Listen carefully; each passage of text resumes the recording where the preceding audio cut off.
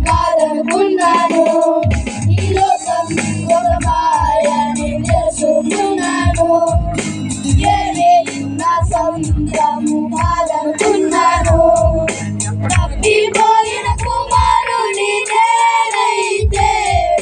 నా కొరకై నిరీక్షించే తండ్రి నా యేసు